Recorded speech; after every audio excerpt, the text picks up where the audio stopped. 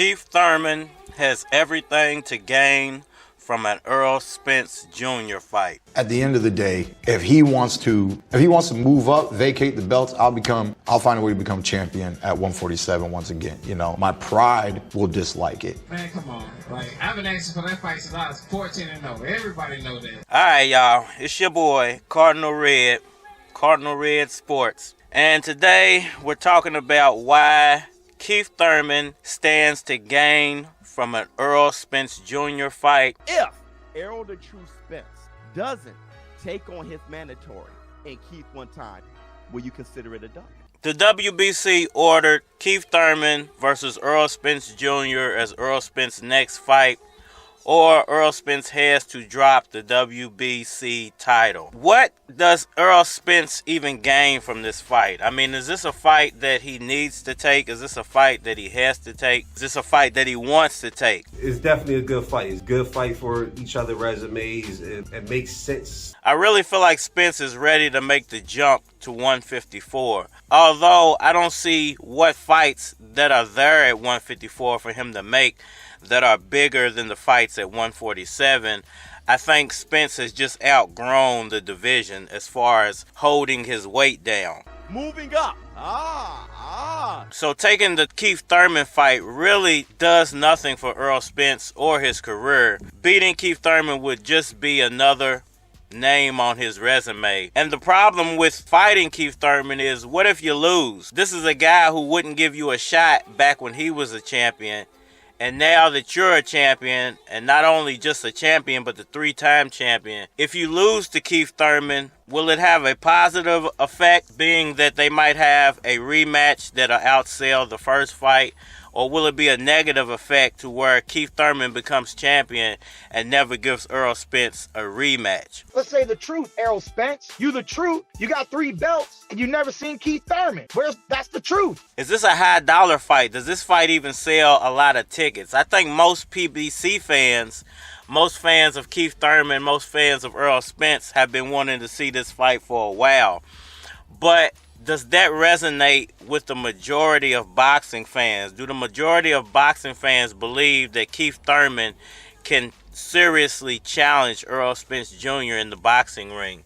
Based off the Mario Barrios fight, do you feel like Keith Thurman deserves an Errol Spence Jr. fight? Me personally, I don't think he does. Look, man, I have the full capacity to become a world champion again. I think Boots or Vergil should have been elevated to that mandatory position because of the work that they've put in, and the fact that Keith Thurman was out of the boxing ring for nearly 3 years should have played a role in that decision.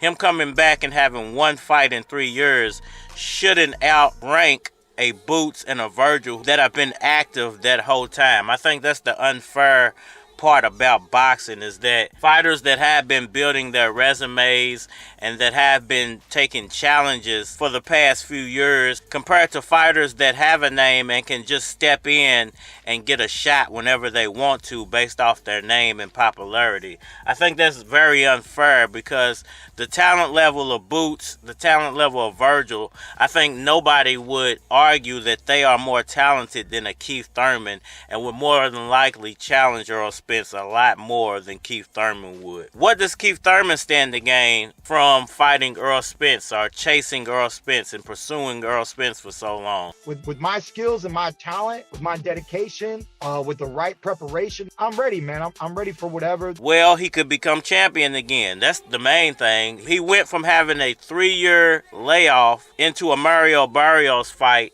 into a championship fight, which definitely shouldn't have been the route to a championship fight.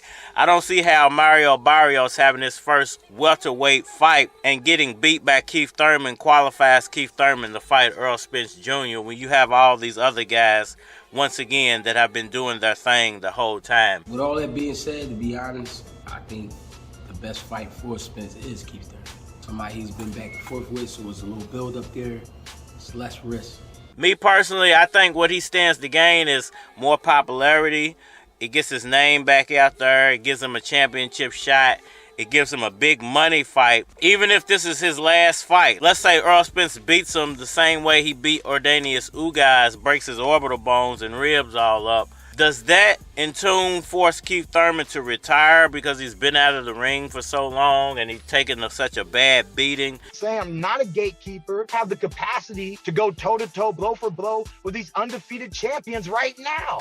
And nobody else will be willing to fight Keith Thurman at that point because there's no point to it. He's already washed up. Keith Thurman is the one who stands to gain off of this fight. You know, it's just another fight for Errol Spence. It's just a fill-up fight because he couldn't get the Crawford fight. The crazy thing about this whole situation, let's say Errol Spence does fight Keith Thurman. It's not official yet. It's been ordered, but it's not official yet. Errol Spence does fight Keith Thurman, beats Keith Thurman, okay, and Terence Crawford gets past David Ennis. Terence Crawford has a mandatory that's standing right there in Vergil Ortiz. So there's a possibility that we won't get Crawford versus Spence next. It'll be Crawford versus Ortiz next. And if they don't order Crawford versus Ortiz next, then that should show you there's something really shady going on within the sport of boxing. Because how could they order Spence versus Thurman and not Crawford versus Ortiz? With the sanctioning bodies, I don't understand how that works. Where they step on each other's head and one can demand and one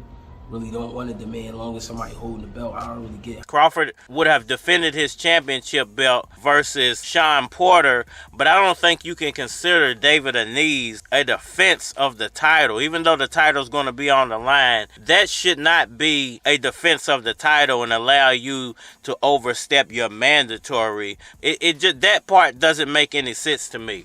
So I wouldn't even be looking for Errol Spence versus Terence Crawford to be the next fight after Crawford fights Ennis. I would actually be looking more for him to be moving up in weight next, you know, and Keith Thurman to be his last defense of the titles. Moving up. If you say it's because he's moving up, then I guess him and Terence Crawford should never happen. And then Terence Crawford to be fighting Vergil Ortiz next. Errol Spence vacating all those titles to move to 154. Now, would that be the best thing possible for Errol Spence? I think it is, because if Terence Crawford does fight Vergil Ortiz next and Vergil Ortiz beats him, is Spence going to fight Vergil Ortiz? You know, that's a long shot. I'm not sure Spence really wants it with the young guns. You know, a lot of people think that Ortiz or Boots beats Spence or Crawford. They just feel like the talent levels of Boots and Vergil and the power and the skill sets that they bring to the ring are something that Errol Spence and Terence Crawford haven't had a chance to even face off with yet within their career. If he's not willing to fight either of those two young guys, Terence Crawford would fight Vergil. Let's say he wins. That means he still can't fight Terence Crawford until 2024. Is he willing to wait around for another year, 2 years, 3 years just for a Terence Crawford fight? I definitely feel like this Keith Thurman fight is, if he takes it, will be the start of something different for Errol Spence, whether it's moving up to 154 or whether it's not fighting Thurman, dropping one of those titles and moving on to another fight. Pacquiao felt like a little brick. Now the weird part is Pacquiao's hands just felt heavy. After the fight, I constantly was thinking, why did his fist feel like a rock? Y'all let me know what y'all think about that down in the comment section below. Hit that like button for me. Share. Subscribe. Holler at me on all social media platforms, Facebook, Instagram, YouTube. You're more than likely to get a response on the tube, so holler at me over there. And we are out of hand.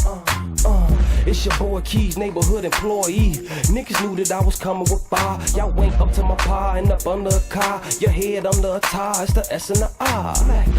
Player, we supposed to win. I'm in the booth focusing with coke in hand. Dude hate it when you see the chief running in. Ass mouth hurting like his wisdom teeth coming in. Now that's a roundhouse kick. Come round your house, letting rounds out quick. From Newburgh to downtown, it's that Midwest to down south shit. Y'all ain't fucking with.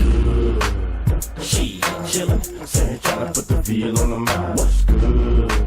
She nothing, saying tryna show these niggas how to ride.